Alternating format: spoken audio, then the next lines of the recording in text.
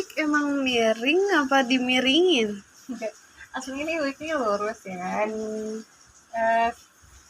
Tapi ini dimiringin. Aku terinspirasi dari Beyonce gitu. Dia wignya dimiringin gitu. Karena males catokan sebenarnya guys. Aku males catokan, kasihan anakku kan capek.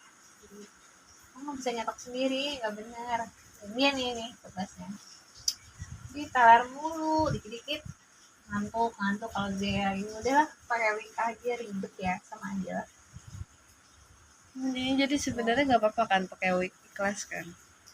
Ya nggak apa-apa, panas juga ya guys, panas. Lumayan. Bersyukur mah. Syukur. Bukan masalah itu kan. Nanti cobain aja ya. Ada orang di sana banyak yang nggak pakai rambut, coba. Nanti ada short movie kamu pakai wig kalau harus kak. Kita kembaran enak aja, mama doang pakai wig. Kakak juga lah. Biar merasakan rasanya. Lagian putus juga nih kan. Ini jangan terlalu banyak gerakan.